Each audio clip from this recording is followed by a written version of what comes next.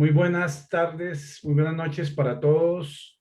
La Asociación Médico Espírita de Colombia, AME Colombia, les da la bienvenida a este ciclo de conferencias públicas con temas médico-espíritas que realizamos todos los martes a las 7 de la noche, hora colombiana. En esta noche tenemos un tema especial, un conferencista especial también, una temática por demás interesante, muy práctica y de mucha aplicación en los días actuales, ¿no? Este tema de los cuidados paliativos y los cuidados espirituales va a ser abordado por nuestro invitado de esta noche, el doctor Renato Perurena.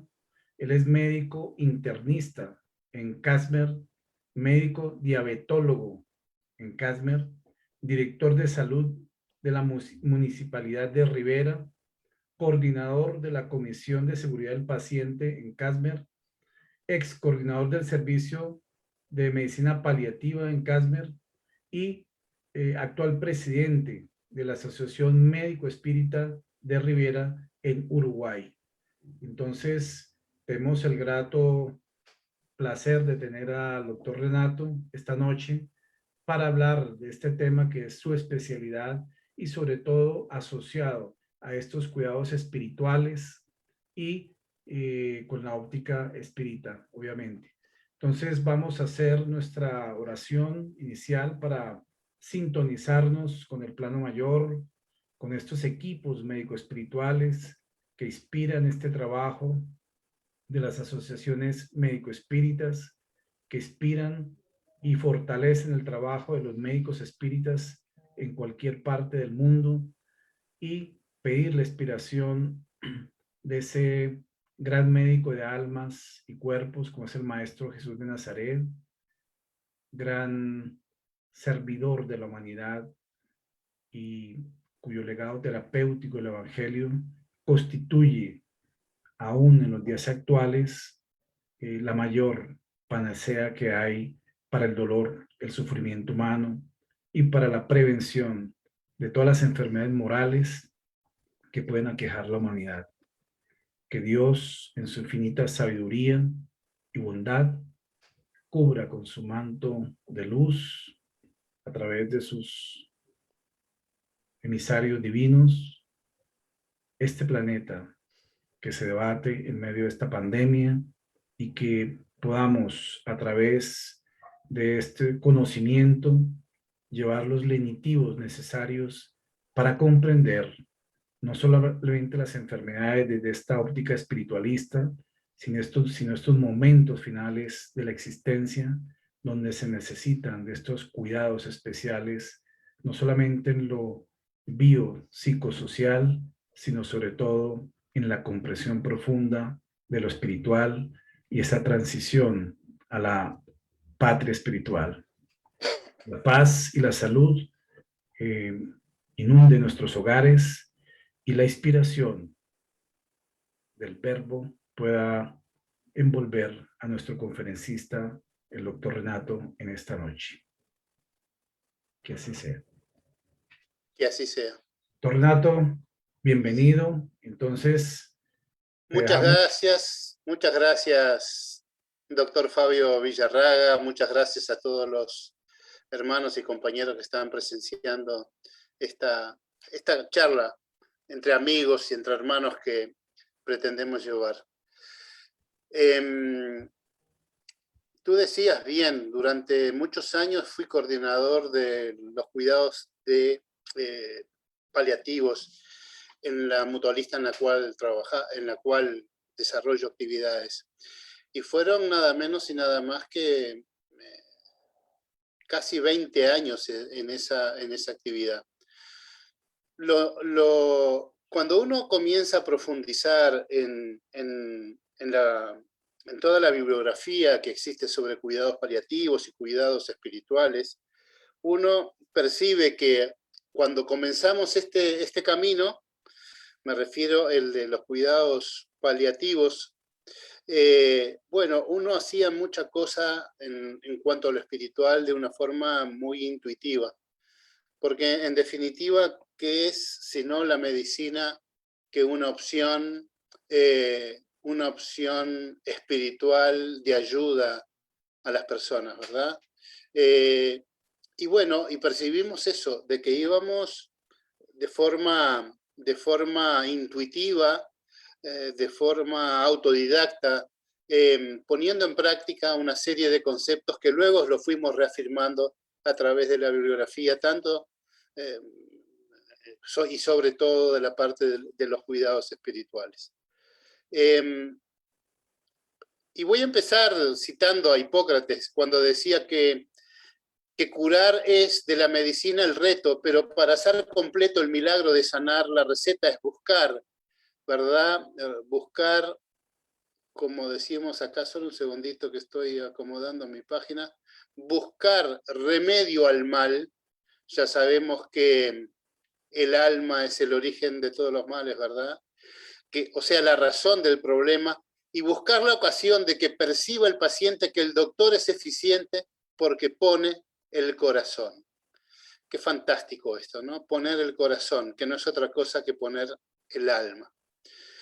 Y esto lo decía Hipócrates, el padre de la medicina, ¿no? Y hay todo un fundamento ético en el cuidar. Porque para cuidar tenemos que comenzar reconociendo en el otro su dignidad como persona y el que es diferente a nosotros. Porque en definitiva todos somos diferentes, ¿verdad? Cuando hablo entonces de esta dignidad, y es un aspecto muy importante, porque hay quienes afirman que las personas pierden su dignidad o incluso hablan de muerte digna. Yo digo que todas las muertes son dignas porque todas las vidas lo son, y la muerte no es otra cosa que la parte final de la vida, ¿verdad? Y que entonces, bueno, nosotros debemos considerar a la dignidad como el fundamento esencial. Nosotros, las personas, los seres humanos, somos dignos por naturaleza. Y eso es un concepto muy importante. Independientemente de nuestra capacidad cognitiva, independientemente de nuestra capacidad física, independientemente de las malformaciones que podamos tener, de las amputaciones que pudiéramos haber sufrido, de los infartos cardíacos o de los accidentes cerebrovasculares que ya hemos tenido con las secuelas correspondientes, o de haber quedado parapléjicos en un accidente, todos somos dignos. Y eso, insisto, es un concepto fundamental. Pero además todos somos diferentes. Y esa pluralidad, ¿verdad?, es la que nos hace unos enriquecedores de otros. Y por lo tanto, debemos respetar a quienes son diferentes a nosotros, a quienes piensan diferentes a nosotros y a quienes tienen conceptos filosóficos o religiosos diferentes a nosotros. Esto es fundamental. Y esto está, fíjense, en el libro La ética del cuidado, ¿verdad? Hablando de la deficiencia mental y final de la vida, ¿verdad? Escrito por Juan Barbero. Pero decíamos, vuelvo al anterior, es reconocer en el otro dignidad y diferencia. En definitiva, reconocer significa acoger algo que ya existe. La dignidad y la diferencia, como hablábamos recién, son consustanciales al ser humano. Y acá hay otro concepto muy importante desde el punto de vista del enfoque médico espírita. La dignidad es real, pero para muchos seres humanos no es algo evidente, porque están para la concepción de algunas personas, ¿verdad?, porque están en condiciones de vulnerabilidad y enfermedad. Y entonces el sistema, ¿verdad?, de salud y todos sus desatinos tienden a ocultar a esa persona o a hacerla menos valiosa, ¿verdad?, porque es vulnerable, porque está enferma. Entonces, insistimos en este concepto. Para poder cuidar, necesito reconocer y acoger la dignidad y la diferencia, que son consustanciales a nosotros los seres humanos. Pero reconocer no es solo expresar reconocimiento, también es admirar y valorar al otro, ¿verdad? Al prójimo. Y no solo ello, sino tenerlo en cuenta en la dimensión humana que tiene para todas las consideraciones y decisiones que de forma conjunta, ¿verdad?, vayamos a tomar, de forma conjunta con la persona que está en el proceso final de su vida, o no, digo, porque esto es válido para cualquier etapa de la vida, ¿verdad? O si esa persona no es autoválida o no tiene, digamos, el aspecto cognitivo lo suficientemente sano, ¿verdad? Bueno, con su cuidador principal, con su familia o con su tutor legal. Pero también es reconocer, no solo en la afirmación, sino también en la denuncia, que es lo que nos cabe, de las situaciones que pueden provocar condiciones inaceptables de ser vividas por el ser humano, ¿verdad? En esa situación de alienación que muchos pretenden adjudicarle a las personas. Y también reconocer permitiendo al otro, y esto es la parte fundamental, permitiendo al otro el ejercicio de la palabra, su palabra, la que le pertenece. Y eso no es una cesión de ningún derecho, porque es un derecho nato, sino un reconocimiento del valor de lo propio de cada uno y de su papel como interlocutor válido en condiciones de simetría moral, o sea, no el verticalismo, el paternalismo médico, sino el reconocimiento, ¿verdad?, en simetría, en igualdad de condiciones, de persona a persona. El reconocimiento se da desde la palabra, desde la presencia, desde la escucha activa y la toma de una postura explícita por el que sufre. ¿Y qué es esa postura explícita por el que sufre? Lo que nosotros llamamos de compasión. Y el reconocimiento además como dinámica que se enfrenta a la indiferencia. ¿Cuántas personas, cuántos colegas, cuántos profesionales de la salud son indiferentes, ¿verdad?, a ese ser sufriente por la condición que le está tocando vivir en ese momento? Ser indiferentes por el motivo que sea es no solo negar la validez, sino también la belleza de la existencia.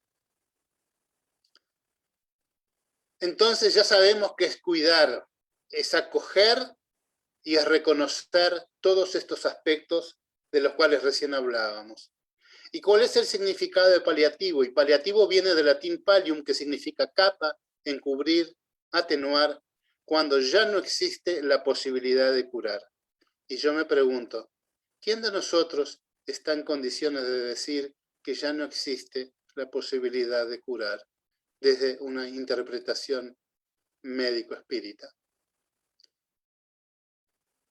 Y allí llegamos a definir los cuidados paliativos, ¿verdad?, como un modelo de atención que procura mejorar la calidad de vida de las personas con enfermedades avanzadas, de pronóstico letal, así como también mejorar la calidad de vida de sus familias por medios de la prevención, el control del sufrimiento, con la identificación precoz, la evaluación y el tratamiento adecuados del dolor y todos los aspectos físicos que puedan contemplarse, así como los psicosociales y los espirituales. Entonces, los cuidados espirituales, conclusión, son parte de los cuidados paliativos. Y yo diría que los cuidados espirituales son parte de todos los cuidados médicos, no solamente los paliativos. Eso es lo que define nuestra humanidad como personas, la espiritualidad, y eso es lo que define nuestra esencia profesional, en donde somos un ser humano que en simetría moral aborda el cuidado y la ayuda a otro ser humano. ¿Y qué características tienen los cuidados paliativos? Proporcionan control del dolor y otros síntomas que puedan existir, afirman la vida y consideran la muerte como un proceso normal. O sea, acá estamos hablando, ¿verdad?, de la ortotanasia, ¿verdad? La vida y la muerte, afirmar la vida y considerar la muerte como un proceso normal. No intentan adelantar ni retrasar la muerte, o sea, no practicar la eutanasia, no hay que adelantar la muerte, ni retrasar la muerte, ¿verdad? Con lo que se llama distanasia, ¿verdad? Aplicando medidas terapéuticas que sobrepasan las necesidades del individuo o que incluso pueden ser de retrasar la mejoría de la persona en lugar de mejorarla. Nosotros tenemos que luchar por la vida, afirmamos la vida.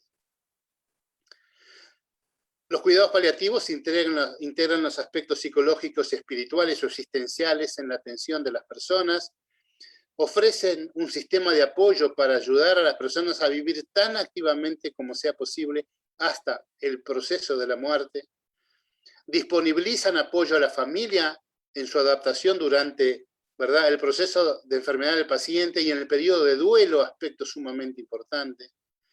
Utilizan el trabajo en equipo para satisfacer las necesidades de las personas enfermas y sus familias y al propio equipo de salud inclusive, aún durante el duelo. Y procuran aumentar la calidad de vida y también poder influir positivamente en el curso de la enfermedad, procurando, ¿verdad?, en la medida de lo posible su curación. ¿Y dónde se realizan los cuidados paliativos? Si se pueden realizar en el domicilio de las propias personas enfermas, en los geriátricos, en el lugar de consulta ambulatoria, en la fase, ¿verdad?, en las fases iniciales de una situación clínica que sabemos que progresivamente va a ir empeorando o desmejorando en el transcurso del tiempo. Durante la internación en un hospital general o en unidades específicas de cuidados paliativos en el ámbito hospitalario, en casas de cuidados, en hospicios, en fin. ¿Y qué etapa abarcan los cuidados paliativos? Y empiezan de forma temprana, en paralelo a los primeros tratamientos específicos de la persona enferma, acompañan la progresión, ¿verdad?, de esta situación clínica, y siguiendo con los cuidados paliativos del fin de la vida, en la etapa en donde se avecina la muerte física de la persona, y finaliza con la etapa de cuidados paliativos en el duelo, acompañando a la familia, a los seres queridos, y también muchas veces a los profesionales de la salud. Y esto se da cuando los profesionales de la salud no están suficientemente formados, ¿verdad?, en estos aspectos que tienen que ver con la espiritualidad de las personas. Porque muchas veces sufren el burnout ante la avalancha de verse en espejo frente a las personas que sufren. A la avalancha de emociones y de sentimientos y de reflexiones que les provoca y que no son capaces de manejar, las cosas que después, más adelante, vamos a conversar un poquitito.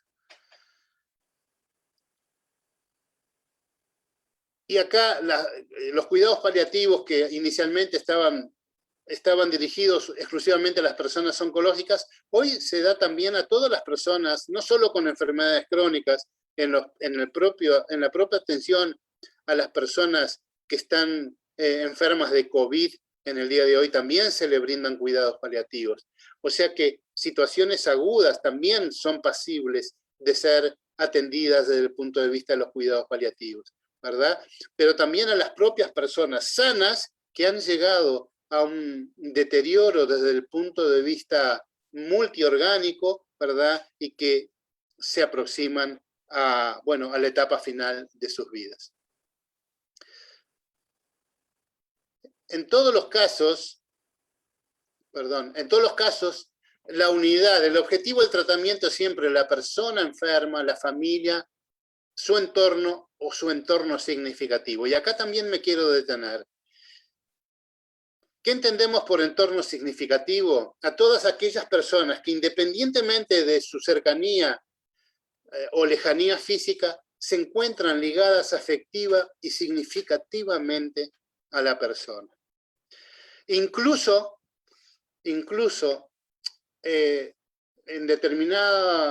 cierta situación atendiendo a una persona en cuidados paliativos que tenía una insuficiencia respiratoria severa por una fibrosis pulmonar progresiva,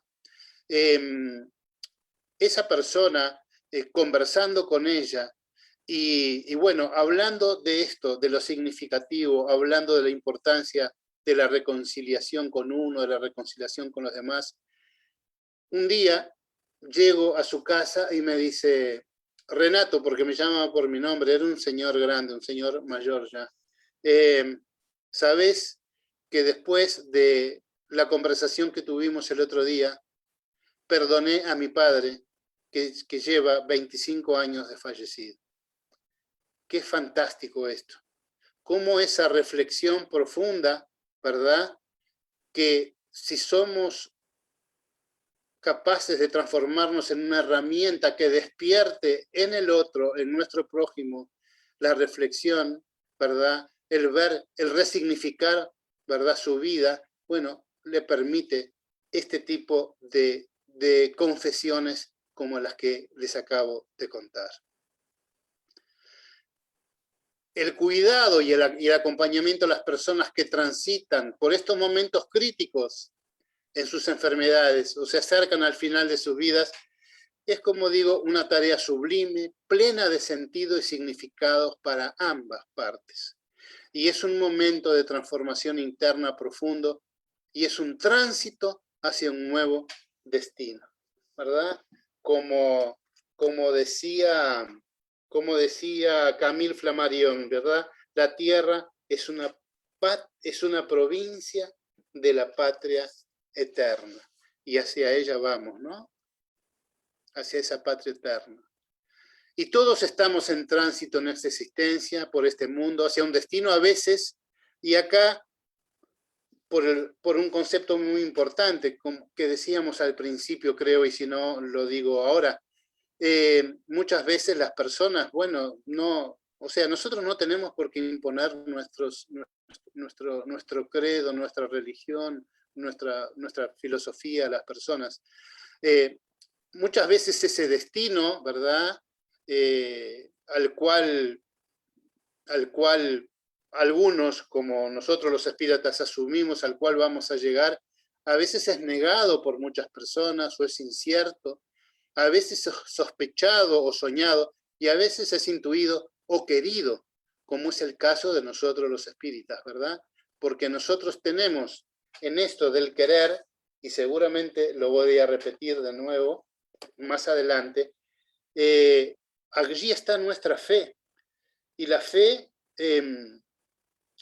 no es otra cosa que la voluntad de querer y la certeza de que eso que queremos puede cumplirse. Y esa fe, esa voluntad de querer, esa certeza de que lo que queremos puede cumplirse, es lo que da cabida, ¿verdad?, a la esperanza. Y eso es otro de los aspectos que nunca debemos dejar de lado: transmitir a quienes cuidamos esperanza. Y entonces está la gran pregunta: ¿cómo cuidar y acompañar a las personas que inician su viaje y su transformación interna más importante? ¿Cómo alivianar su mochila del peso innecesario que puede frenar ese vuelo, ¿verdad?, hacia ese destino por nosotros tan querido? Y en esos momentos es cuando una comprensión profunda del sentido de la existencia humana y de la certeza de la trascendencia espiritual resultan insoslayables, por lo que decíamos recién, la fe que nos lleva a través del querer que ese objeto de nuestro querer se cumpla. Humanizando la salud. Integrar en la práctica clínica los aspectos que hacen a la interioridad y a la espiritualidad humana. entendiendo que solamente con una mirada y una atención que integre todos los aspectos a los que hacemos referencia acá, físicos, psicológicos, sociales, espirituales, estaremos dando respuesta a la totalidad de las necesidades de todo ser humano, y más precisamente en este caso aquellos que transitan el umbral de sus vidas.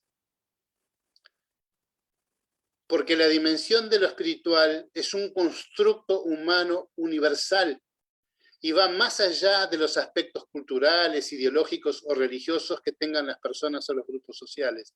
Son la expresión esencial de la vida misma, de la búsqueda de la plenitud o de la felicidad y de darle un sentido a la vida.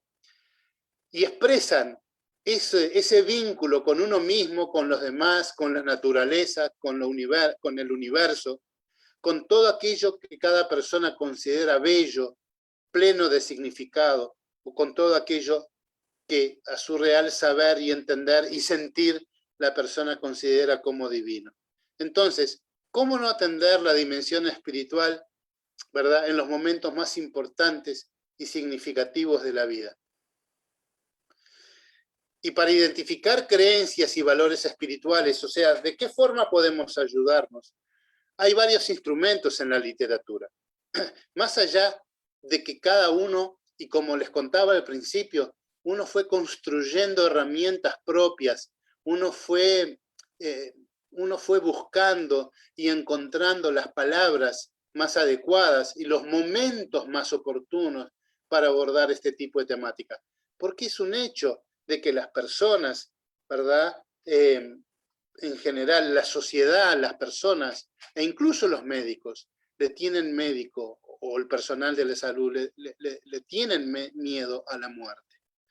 Entonces, uno tiene que ir, digamos, ser muy cauteloso, y encontrar los momentos adecuados y las palabras adecuadas y la forma adecuada de poder ganar la confianza, ¿verdad?, de las personas que cuidamos, o en el caso de sus cuidadores principales o de los familiares, para poder entre todos buscar la mejor forma de cuidado y mantener, digamos, la atención de lo espiritual de forma insoslayable, como decíamos hace un rato.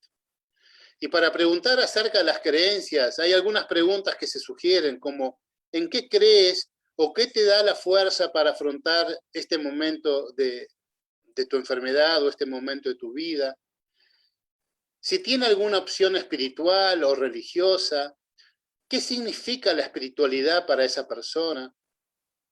Si es parte de una comunidad espiritual o religiosa, si además de la elección religiosa o espiritual que tiene, si asiste o incluye otras prácticas en tu vida diaria, no sé, como ser la meditación, el yoga, por ejemplo, ¿no?, por decir algunas.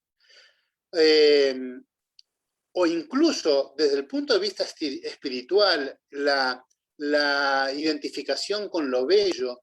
¿Cuántas personas en lo espiritual, ¿verdad?, enfatizan el arte, la pintura, una buena lectura, oír una buena música, escribir, recitar? Y estos son aspectos importantes porque son formas de ayudar. La persona en ese momento en que escribe, que lee, que pinta, que compone, es un momento de introspección y un momento de contacto profundo consigo mismo. Y hace que esa persona, de alguna forma, edite su esencia y edite lo más valioso que hay en sí, y que termina siendo una herramienta, un instrumento valiosísimo, ¿verdad?, de afrontamiento de la situación que le toca vivir, para ayudarla a trascender esa situación. Entonces, acá viene justamente cómo pueden tus creencias espirituales ayudarte a sobrellevar el estrés y la enfermedad, o qué prácticas espirituales desarrollas en la vida diaria, en el hogar o en la comunidad. Si le gustaría realizar alguna práctica espiritual en el hospital, en el caso de que la persona esté hospitalizada, a qué hora, y esto también se puede realizar en domicilio, ¿verdad? Es más, ¿cuántas veces fuimos a asistir a una persona en su domicilio y encontrábamos a esa persona con el líder espiritual de la religión que profesaba, ya sea la católica, ya fuese una religión protestante, o incluso un médium, ¿verdad?, perteneciente a a nosotros, los espíritas, ¿verdad?, la doctrina espírita. O muchas veces, ¿cuántas veces encontramos una persona leyendo, ¿verdad?, un libro espírita? El libro de los espíritus o el evangelio según el espiritismo, o leyendo la Biblia o cualquier otro libro de filiación religiosa, y estimulamos a que esa persona lo siguiera haciendo y conversar con la persona a propósito de eso. Y acá está justamente si deseaba recibir la visita de algún líder espiritual.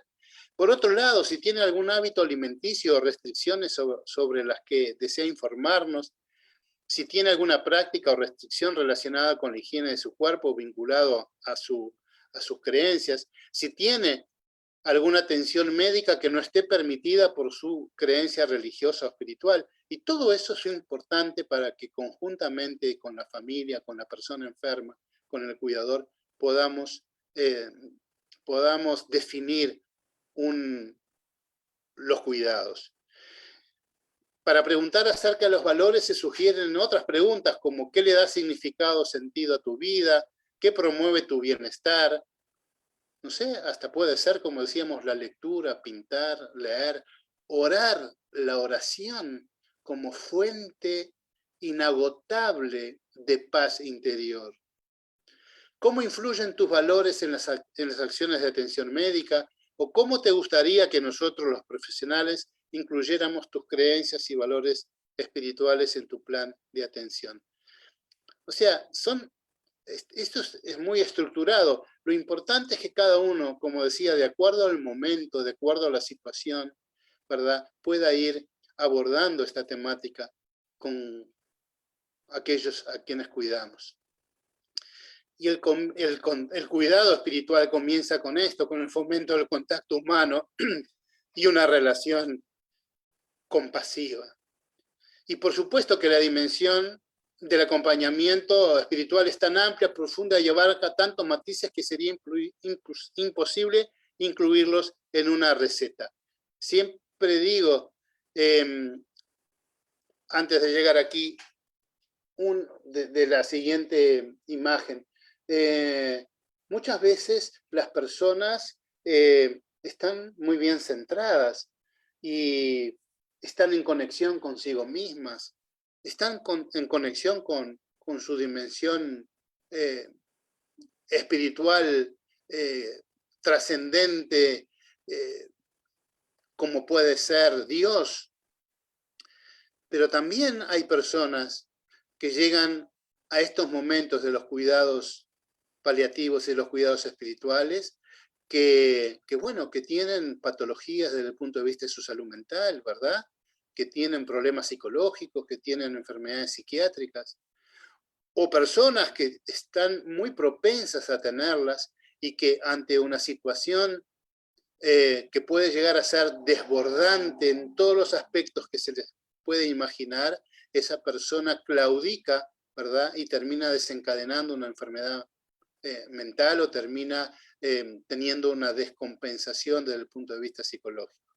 Entonces, las cosas no son tan fáciles, ¿verdad?, y requieren de que los profesionales de la salud estén muy atentos, y de ahí la importancia de que en este cuidado interdisciplinario que implica los cuidados paliativos y los cuidados espirituales, los profesionales de la salud mental siempre estén acompañando, los psicólogos, incluso los psiquiatras en algunas ocasiones, por lo que acabo de mencionar. El cuidado espiritual no es otra cosa que la práctica de reconocer, acoger y dar, y esto me encanta, y dar espacio al diálogo interior de la persona, para que él mismo, o mejor dicho, para que ella misma pueda dar voz a sus preguntas y dar vida a sus respuestas.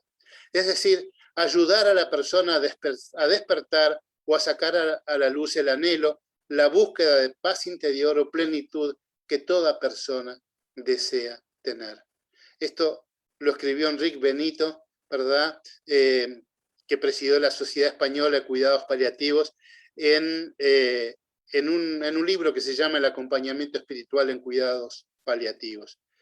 Persona a quien tuve el agrado de conocer y embuirme todo lo que pude en esa instancia en la cual participamos, que fue un taller justamente sobre acompañamiento espiritual que ocurrió en Montevideo hace unos 3 años aproximadamente, y que realmente, bueno, su calidad humana va más allá de todo lo que yo pueda decir. Cómo ayudar, cómo cuidar y cómo tener certeza de que estamos haciendo lo mejor. Lo primero es estar plenamente presente. Vieron que hoy, digo, y muchas veces le digo, o le decía a mis colegas, che, apaga el celular, ponelo en silencio. Uno tiene que estar realmente presente en lo que está haciendo. Es la forma de conectar, porque estamos relajados, estamos en paz y podemos incluso contactarnos mejor con nuestra interioridad, ¿verdad? Y desde allí, desde esa interioridad profunda, desde mi alma, ¿verdad? Alcanzar el alma de quien acompaño, y que eso sea la base de mi actitud del acompañar y de ayudar a otros. Esto es fundamental, tomarse unos minutos, respirar profundo, centrarse, conectarse con uno mismo, con lo mejor de uno mismo, y a partir de allí estar en condiciones de conectar con el alma de la otra persona. Tener bondad y compasión, porque eso implica acercarnos de forma afectiva, cálida y respetuosa, y esa bondad se experimenta en el trato amable y en la comunicación sincera, calma y profunda. Por eso acoger, ¿verdad? Decíamos, el cuidado espiritual es la práctica de reconocer, el reconocimiento que hablábamos hoy al principio, la dignidad humana y lo diferente que somos, pero acogerlo, ¿verdad? Ser hospitalario, ¿verdad? Dar espacio, promover el diálogo interior de esa persona. Acá quedó fuera de lugar esto de Gandhi, que si la muerte no fuera el preludio a otra vida, la vida presente sería una burla cruel. El sufrimiento es del alma, ¿verdad? Y eso es lo que nosotros abordamos desde lo espiritual. Se sufre por temor a perder lo que se tiene, por temor a no lograr lo que se deseaba o lo que se tenía planeado, por temor a la enfermedad, a la soledad, a la muerte. La incomunicación, la angustia, la desorientación, la propia violencia externa que las personas terminan expresando con ese sufrimiento, o esa violencia interna de autocastigarse, son generalmente consecuencias del sufrimiento cuando no puede ser tratado este sufrimiento de una manera adecuada. ¿Por qué esto? Porque para quienes están en cuidados paliativos es sumamente importante cumplir ciertos objetivos, el de finalizar actividades iniciadas a lo largo de la vida o dejar resueltos asuntos que les son fundamentales. Más de una vez, ¿verdad? Cumplir ciertos objetivos, el casarse, ¿verdad? Con la persona que aman antes de llegar al final de su vida. El de terminar, de escribir un libro como ya me tocó presenciar, o el de dejar resueltos asuntos que les son fundamentales. Recuerdo el caso de una persona joven, no alcanzaba los 40 años, que estaba con un cáncer de pulmón, que tenía un hijo con una discapacidad total y cuya esposa, ¿verdad?, la mamá de su hijo, ¿verdad?, se dedicaba por entero al cuidado de ese hijo. Y él, en ese momento tan crucial de su vida, en el que él sabía que se iba a morir, una de las causas de sufrimiento era el de saber el de no saber qué pasaría con su esposa que no trabajaba y con el cuidado de su hijo. A través de los asistentes sociales, bueno, se logró que ese hijo, que ya tenía un beneficio a través del Banco de Previsión Social, bueno, pudiera tener un beneficio mayor desde el punto de vista monetario. Se logró conseguir un trabajo para la señora, pero a través del propio Banco de Previsión Social se gestionó la presencia de un cuidador entrenado en el domicilio de esta persona para poder encargarse de su hijo. Esa fue el mayor motivo de felicidad de esta persona, de agradecimiento, de paz y de plenitud que esa persona logró al final de su vida y logró trascender, ¿verdad? Logró la trascendencia porque además, entre otras cosas, era una persona extremadamente que tenía una fe, una fe en el Creador inconmensurable. Entonces, si la persona así lo desea, podemos ayudarlo a revisar su vida, mirando cuidadosamente las experiencias de alegría y fortalecimiento, así como las posibilidades de reconciliación, especialmente aquellas que promueven reencuentros y dejan a la persona en paz consigo mismo y con aquellos a quienes quiere. ¿Se acuerdan hoy cuando hablábamos de los vínculos significativos de las personas? Les conté la historia del que había encontrado la reconciliación con su padre ya desencarnado. Bueno, hay quienes a través de la ayuda que podemos darle logran, o por lo menos intentan, reconciliarse con personas con las cuales se encontraban distantes y muchas veces lo logran. Y cuando no lo logran, igual se sienten en paz porque sinceramente lo intentaron desde la profundidad de su alma.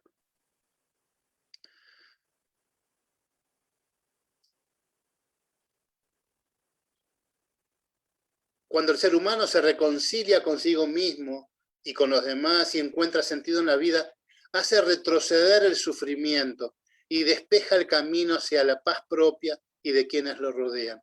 Lo que decíamos hoy, muchas veces ese sufrimiento termina siendo muy bizarro porque hace con que la persona se pelee consigo misma, se pelee con los demás.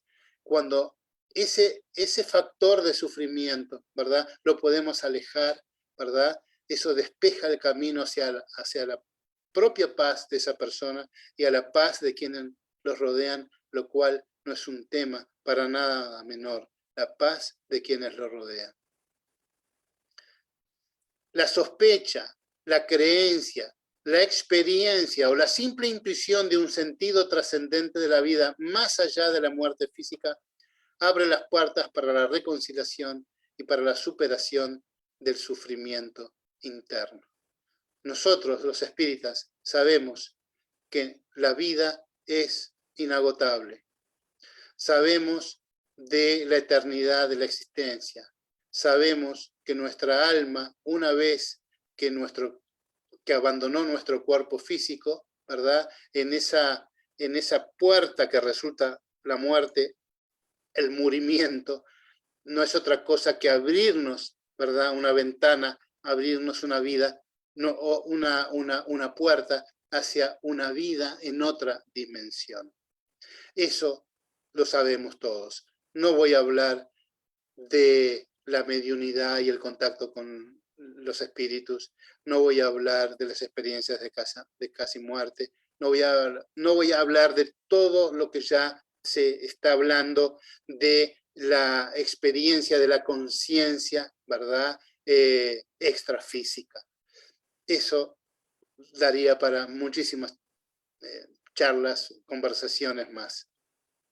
Y esta experiencia, ¿verdad?, la trascendencia, por mínima que sea, de que la vida continúa, se traduce en el aspecto físico, generando las mejores condiciones para el bienestar de esa persona, ¿verdad?, o para mitigar el dolor. El dolor y el sufrimiento el dolor es físico, el sufrimiento es del alma, pero están vinculados. Cuando una persona sufre, ¿verdad? Su umbral de dolor es muy bajo y por lo tanto su experiencia para el dolor es tremendamente dolorosa, valga la redundancia. Cuando la persona mejora desde el punto de vista de su sufrimiento, eso no solo le provoca mayor bienestar, ¿verdad?, sino que además le permite mitigar el dolor. Para el dolor tenemos, ¿verdad?, una escalada analgésica que nos permite hacer con que la persona esté sin dolor. Y eso es un imperativo ético desde el punto de vista médico, el que podamos proveer a la persona de la analgesia adecuada para no sentir dolor. Esto ya un poco lo habíamos conversado. La reconciliación con uno mismo y con los demás, esa reconciliación profunda nos conduce al sentido trascendente de nuestra propia vida. Cuando comprendemos que en nuestro interior habita un ser lleno de esperanzas y fracasos, un ser en el que vemos en corta sucesión de imágenes momentos hermosos de plenitud y momentos de frustración y resentimientos, cuando comprendemos que el otro también es un ser que vivió con esperanzas y fracasos, plenitud, frustración y resentimientos, nuestra mirada se torna humanizadora y reconciliatoria. Vale la pena enfatizar que la espiritualidad es algo, ¿verdad?, desde la profundidad de la interioridad humana y se manifiesta en la relación con el otro, en la forma de ser del cuidador y en los encuentros de cuidado que seamos capaces de tener desde el ámbito de la salud.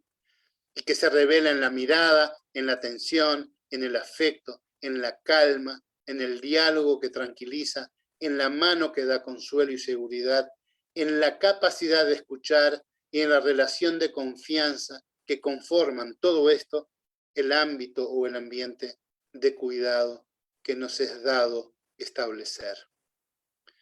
En definitiva, dar espacio para el autoperdón, dar espacio para el perdón de los demás, dar espacio para salir del círculo del resentimiento e ingresar a lo que yo llamo el círculo del resentir, o sea, de volver a sentir, de volver a sentirme, de volver a sentirme conectado conmigo mismo, de volverme a sentir conectado con lo bello, de volverme a sentir conectado con Dios, de volverme a sentirme conectado con la esencia de la vida. Y eso es lo que nosotros debemos humildemente tratar de generar, el espacio para que todo esto se produzca, ese milagro se produzca. Y entonces es cuando el alma queda en paz, sin disimulo ni falsedades, y nos lleva a la transformación profunda de nuestra vida. Seamos una persona enferma o seamos nosotros los sanadores. Es el vínculo que se da, que se denomina sanador herido. Nosotros todos somos los gestores de nuestra propia sanación cuando logramos trascender. Tanto la persona enferma que asistimos como nosotros. De allí que muchas veces las personas o los profesionales de salud tengan miedo a la muerte, porque en realidad no están sabiendo gestionar sus propios pensamientos, sus propios sentimientos, el incursionar en su profundidad, su conexión consigo mismo, su conexión con los demás, honesta, sincera, significativa, y su conexión con Dios por encima de todas las cosas. Y acá pongo algo que en la revista Salud y Espiritualidad de septiembre, octubre, noviembre, diciembre de 2020, nuestro conocido amigo, el doctor Carlos Eduardo Ascioli Duragante, escribió, ¿verdad? Él recibió esto y lo psicografó. Dice, por fin, dice él, transcribo una parte del mensaje, del precioso mensaje del espíritu Oscar Pitán, psicografiada el 28 de mayo del 2008 en el grupo mediúnico, ¿verdad?, del Hospital Espírita de Porto Alegre. Y le decía, el espíritu de Oscar Pitman. Humildad, estudio constante, devoción, simplicidad, compromiso con el prójimo, fraternidad. He aquí las virtudes que el profesional médico necesita, como todos los demás colaboradores de la providencia divina. Necesitan entonces acentuar para el cumplimiento de la tarea que les fue delegada por lo alto y de la cual tendrá que, ¿verdad?, prestar cuentas al retornar a la presencia de aquel que le confió por misericordia un trabajo de capital importancia, ¿verdad?, en el camino de la evolución. Y nosotros, a través de todas esas virtudes, tenemos además prácticas espíritas que podemos utilizar como complementarias en este cuidado espiritual.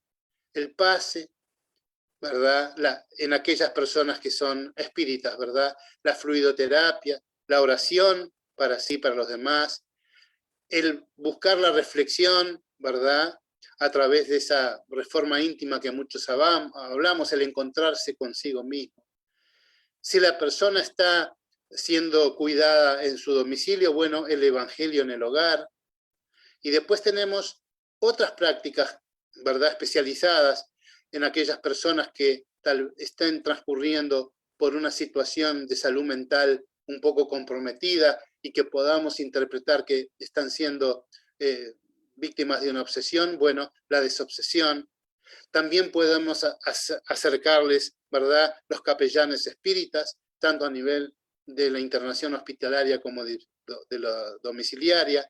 Están los hospitales psiquiátricos espíritas, ¿verdad?, que también atienden a personas en estas situaciones de las cuales hablábamos, la terapia de las vidas pasadas, la cirugía espiritual y la apometría. En el acompañamiento espiritual, y esto es clave, nadie puede dar lo que no es. No puedo ser caritativo si no lo soy. No puedo ser afectuoso si no lo soy. No puedo ser comprensivo y afable si no lo soy. No puedo brindar ningún tipo de cuidado si en definitiva yo no tengo suficiente contacto conmigo mismo, con mi espiritualidad, con la trascendencia. No hay apego, no hay crítica, ni enojo, ni opinión. Escucho con bondadosa atención. Hay un profundo silencio en mi interior. Hay calma, un suave afecto y una suave intención. Solidaridad verdadera. Hay profunda comunicación. Hay compasión.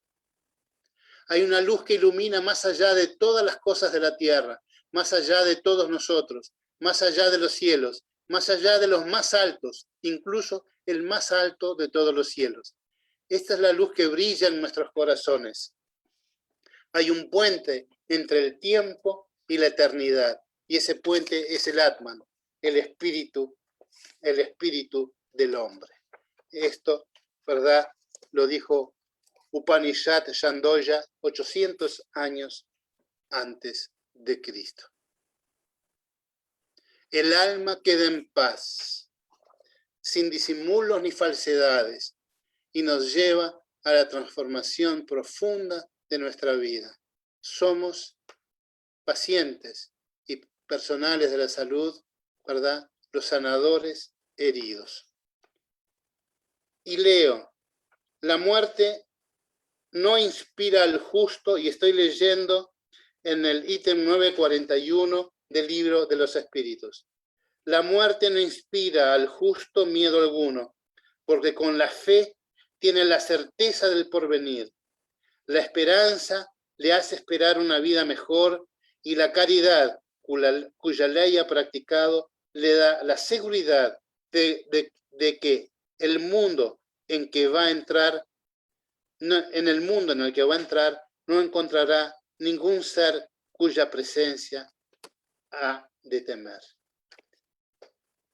El alma queda en paz, sin disimulos ni falsedades, y nos lleva a la transformación profunda de nuestra vida. porque nosotros, a través de nuestra fe, tenemos, ¿verdad? Sabemos, tenemos la certeza, ¿verdad? Que más allá del corrompimiento físico y de la desaparición física, ¿verdad? Nuestra vida permanece. Muchas gracias.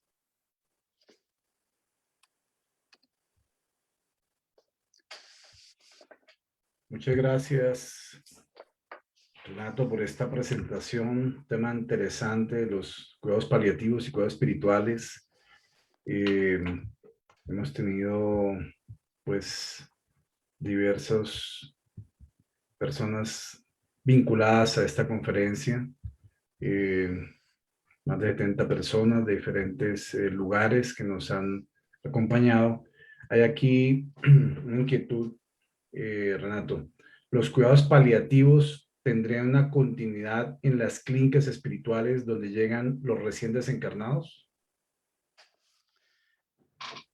Las clínicas espirituales, hasta donde he leído, en realidad, cuando pasamos a ese nuevo plano espiritual, en realidad no sentimos dolores, no tenemos enfermedades.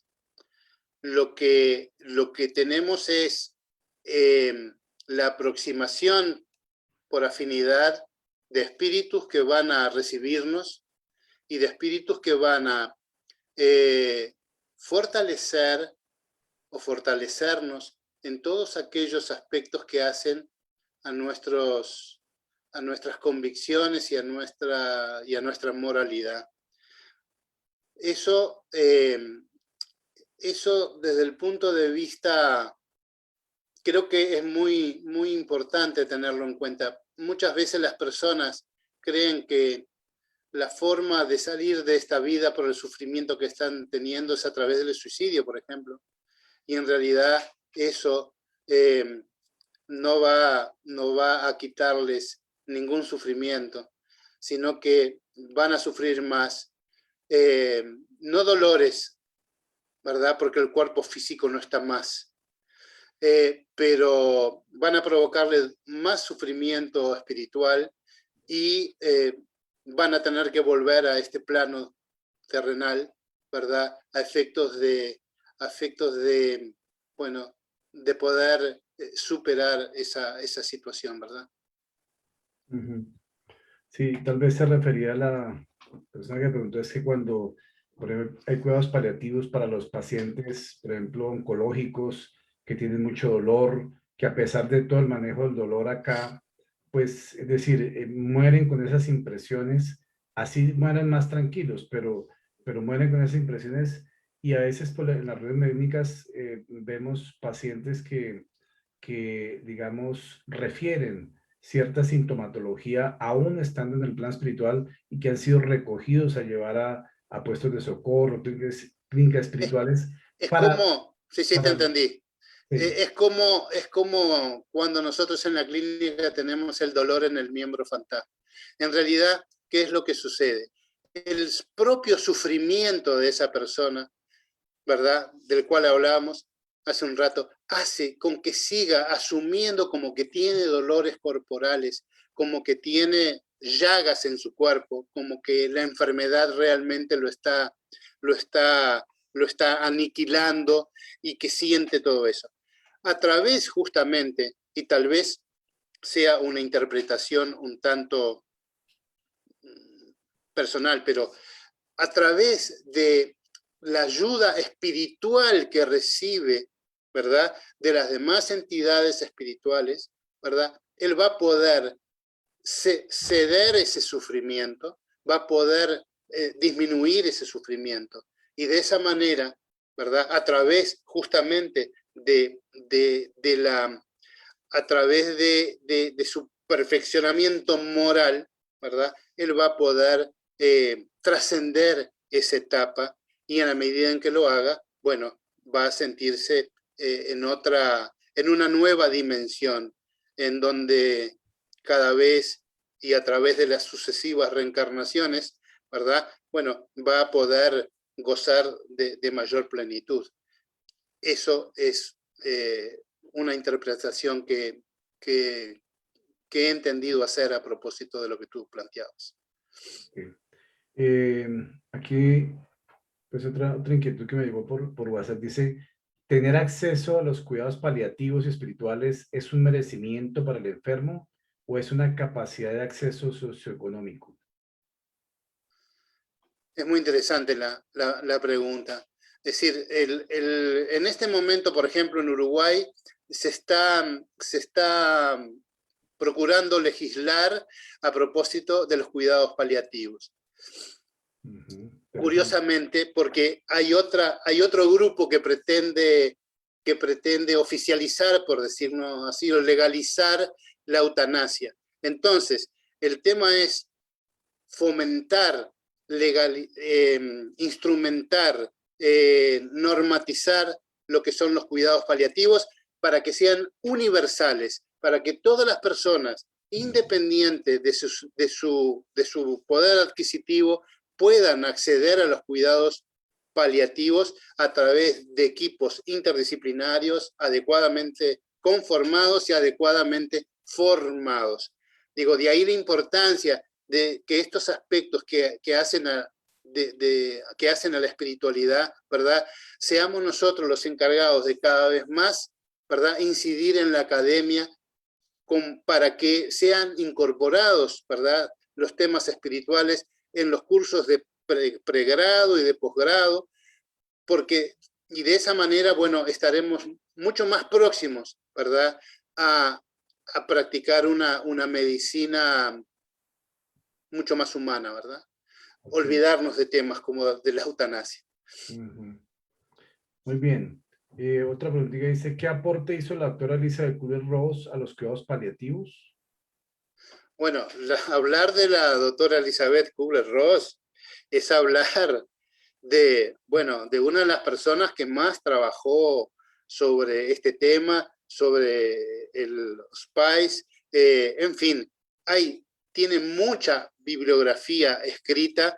He leído, no recuerdo ahora algunos títulos, pero hay toda una narrativa de su experiencia en cuidados espirituales, porque ella enfatizó lo espiritual por encima de todas las cosas. Es más, hubo una persona a quien ella asistió y que sanó a pesar de morir, ¿verdad? Sanó a pesar de morir, en que fue la persona que le hizo un donativo en efectivo para que ella comenzara a trabajar sobre los cuidados paliativos y pudiera establecer alguna pequeña infraestructura física que le permitiera, ¿verdad?, el abordaje de estos temas trascendentes.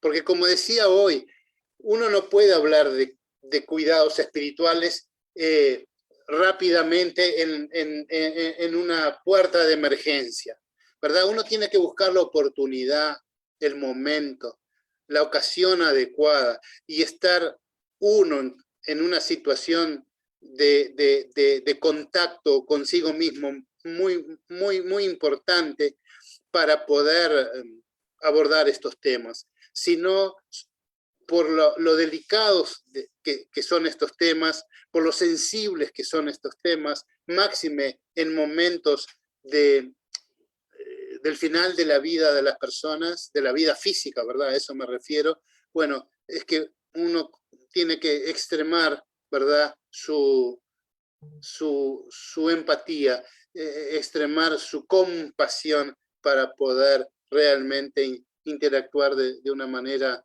adecuada con la otra persona, ¿no? Muy bien, quedan dos preguntitas solamente. Una dice, ¿cómo transmitir la esperanza en los pacientes con cuidados paliativos y espirituales?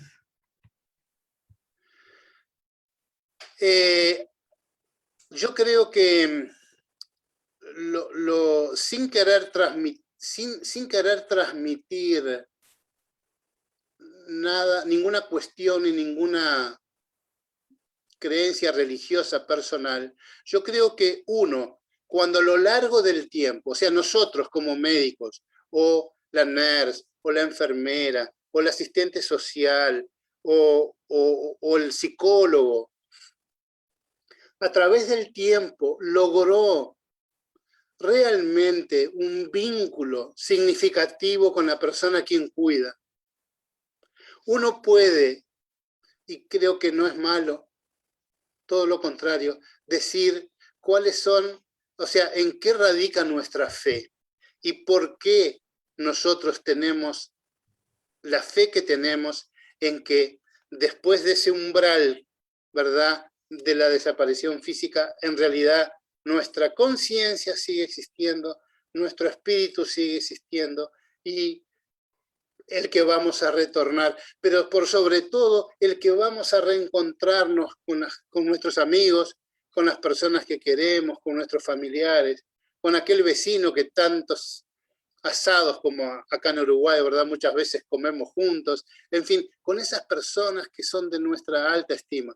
Entonces, el que nosotros podamos transmitir nuestra convicción sin pretender convencer al otro, puede ser una herramienta muy importante que despierte la reflexión de esa persona o darle algún material para que pueda leer, ¿verdad?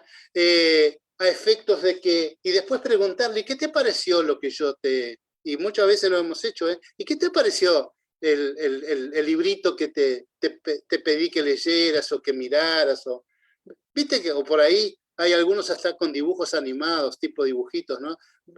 ¿Te gustaron los dibujitos? ¿Viste qué interesante? Viste que en aquel dibujito en donde estaba la persona enferma y el médico, ¿verdad? Viste que la persona enferma tenía como una pequeña valijita al lado suyo que decía bagaje espiritual. Bueno, ¿cuál es tu bagaje espiritual? ¿Cuál es tu contenido espiritual? Entonces, eso, en lo personal, en más de una oportunidad, bueno, provocó cosas fantásticas en donde la persona realmente entró, como decía mi abuelo, se sosegó, ¿verdad? Ese sosiego, esa paz, ¿verdad? Empezó a tener una perspectiva más real e incluso no, y trascendente de lo que le está pasando en ese momento. Muy bien. Renato, aquí hay dos preguntitas de personas que están en el chat por el Face y ¿Sí? María Dolores Quintana preguntó, ¿entendemos por eutanasia la sedación profunda que se puede hacer al paciente al final de los paliativos y antes de la desencarnación? La sedación profunda, sí, o sea, cuando se practica la eutanasia, cosa que creo que ya quedó claro que somos absolutamente contrarios a la misma, ¿verdad? ¿Quién somos nosotros para decidir el momento, ¿verdad?, de que una persona cese la vida corporal de una persona? El único capaz de hacerlo es quien nos dio esa posibilidad de vida, que es el Creador, ¿verdad?, que es Dios. Por eutanasias, hay eutanasia activa, eutanasia pasiva, o sea, cuando hacemos algo para provocar, o cuando se hace algo para provocarle la muerte física a la persona, o cuando se deja de hacer algo para provocarle la muerte física a esa persona, ¿verdad? Y se puede provocar la analgesia sin llegar a provocar la eutanasia. Esto es algo muy importante tener en cuenta, porque ¿verdad?, en el imaginario colectivo, ¿verdad?, muchas personas interpretan la analgesia como provocarle la eutanasia a la persona, ¿ya? Hoy por hoy, uno de los marcadores o uno de los índices del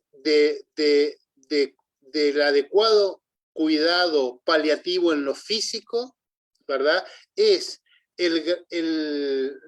cuánto de opiáceos se usan en cuidados paliativos. Es un marcador establecido por la Organización Mundial de la Salud. Entonces, nosotros no debemos temer quitar el dolor.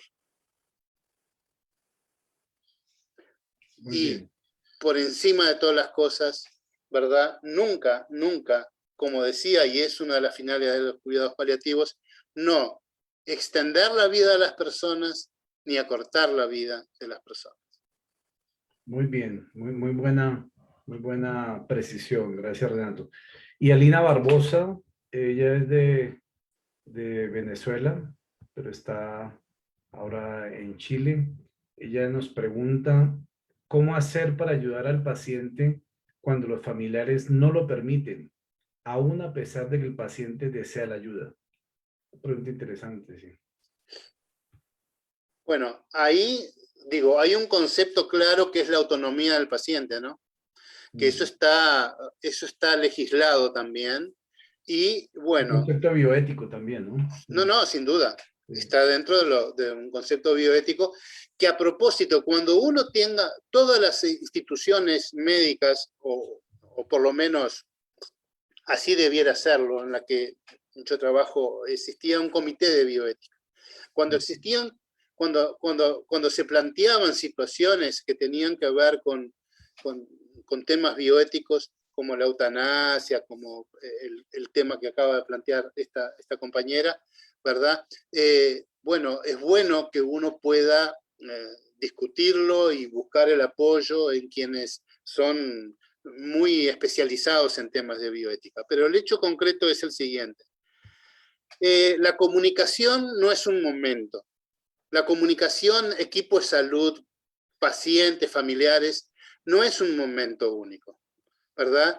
Es como el amor, digo yo, porque eso es el amor. Uno establece el vínculo significativo con el otro a través de aproximaciones sucesivas. O sea, uno tiene que capitalizar durante todo el transcurso de la enfermedad, ¿verdad? O de la situación que le toque vivir al paciente, uno tiene que dar buenas noticias cuando las hay, ciertas mejoras que muchas veces las hay en el proceso de las enfermedades, para así ir generando lo que yo llamo una caja de ahorro, ¿verdad?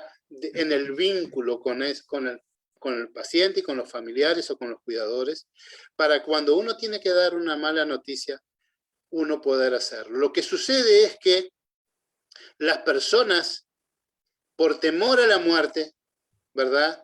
Muchas veces lo que quieren no es que uno los trate, que uno los cuide, y sí que uno les provoque la eutanasia. Y eso es el temor que la sociedad tiene, ¿verdad?, a la muerte.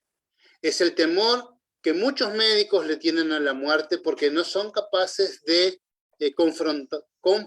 afrontarse a sus propias sombras, hablando en términos de Joana de Angelis. No son capaces de afrontar sus propias sombras. Y como no son capaces de ello, se ven espejados en el paciente, y de esa forma les resulta más fácil, ¿verdad?, buscar el apoyo de una eutanasia con los familiares, ¿verdad? Y muchas veces haciendo verdaderos pactos de silencio, se llaman así, pactos de silencio con los familiares, desatendiendo cuál es la voluntad de la persona que quiere cuidarse, que quiere ser cuidada y que quiere ser tratada. No sé si responde a la pregunta. Sí, creo que está bien. Ya un comentario final que hace aquí otra persona que por el chat colocó, ella se llama Nelly Luján, dice, si se tuviera en la formación académica para el personal médico y paramédico estos conocimientos, se haría una trascendencia con más compasión y menos alteraciones, tanto para la persona que necesita los cuidados como para los que están a su alrededor. Entiendo que no es una pregunta, sino es como un comentario. Una afirmación, ¿no? Sí, sí. Totalmente de acuerdo con lo que está planteando, sin duda.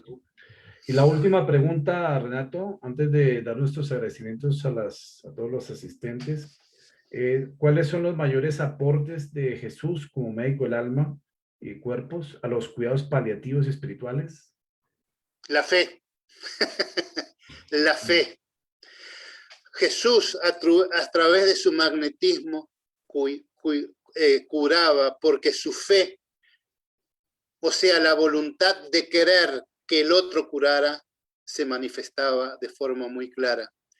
Y además, a todas las personas que lo buscaban para ser curados, él con su humildad de siempre, decía, tu fe te ha curado.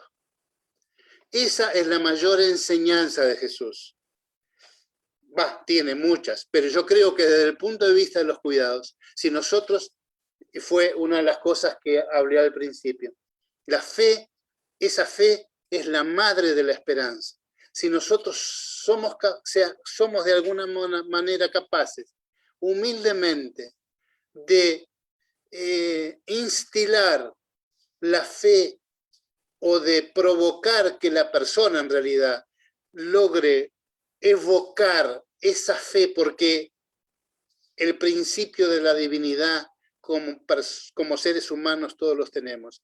Y a partir del momento que logramos que esa persona logre ese contacto consigo mismo, en realidad, al estar en contacto consigo mismo, está haciendo contacto con la divinidad.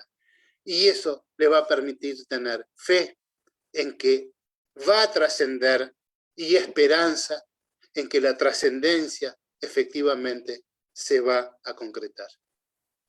Muchas gracias, Renato. Sí, esto pues, realmente concluye muy bien esta conferencia, este aspecto de la fe, la esperanza, y también enunciaste durante la conferencia un ejemplo de perdón de un paciente que narraste muy interesante, porque a veces al final de la existencia en este proceso, orientar a ese perdón, pues es un camino, digamos, para llegar a esa paz que hablabas también al final, ¿no? Sin duda. Entonces, muchas gracias, doctor Renato Perurena, por esta presentación muy interesante, muy formadora y sobre todo traduciéndola, digamos, en estos términos entendibles para todos, un tema que a veces puede ser para muchos complejo, ¿no? En la práctica también, ¿no? Pero que tú lo haces, digamos, muy, muy práctico y muy entendible, ¿no? Queremos agradecer a las promedio 70 personas que estuvieron conectados desde Bogotá, Bucaramanga, desde Cali, Ibagué, Cartagena, Barranquilla, Valledupar, Mosquera, Madrid, Zipaquirá, Boyacá, Chía, Facatativá, Santa Marta. Todas estas son ciudades de aquí de Colombia, ¿no? Pero también estuvieron conectados desde Argentina, Austin y Nueva York en Estados Unidos, Guayaquil, Ecuador, Lima, Perú, Chile, España, Panamá, Uruguay, por supuesto, República Dominicana, Venezuela. Y también me escribió aquí Ismael que desde Cuba también estuvieron acompañando y Australia. Entonces, bueno, podemos tener la certeza de que se ha llegado, digamos, con este mensaje a todos estos lugares donde las personas han recogido estas semillas de este conocimiento médico espírita que has podido vertir en esta noche con toda claridad. Entonces, muchas gracias, doctor Renato, por esta presentación y, bueno, tus palabras final, si quieres un comentario final. Yo, el agradecido soy yo por tu invitación, Fabio. Realmente me siento muy agradecido, muy complacido y por sobre todo me siento congratulado con todos, con la AME Colombia, con todos los compañeros que han asistido a esta charla de tan diversos lugares, ¿verdad? Y el tema es seguir en este camino.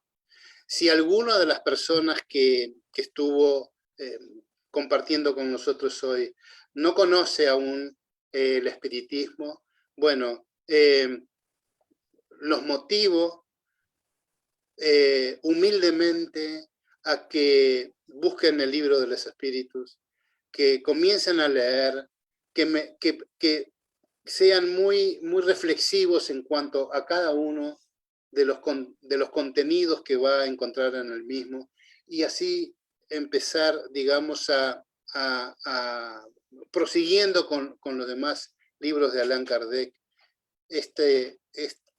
quien, bueno, por algo, a través de él, o los espíritus, ¿verdad?, hablaron de el Consolador, ¿verdad? y nosotros estamos aquí justamente para bueno, para hacer herramientas dentro del ámbito en que cada uno de nosotros está, para fortalecer la espiritualidad, y que en realidad esto se debería aprender en la escuela. Es una reflexión. Deberíamos empezar a aprender estos temas en la escuela, ¿verdad? Sí. Como forma de ese constructo que somos, ese constructo permanente que somos como seres humanos, ¿no? Así que nada, muchas gracias, Fabio, y muchas gracias a todos los que participaron de esta reunión.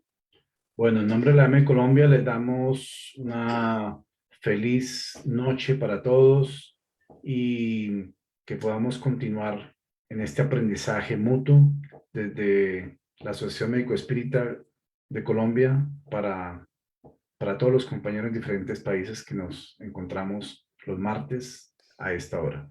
Feliz noche para todos. Feliz noche. Feliz noche para todos. Chao.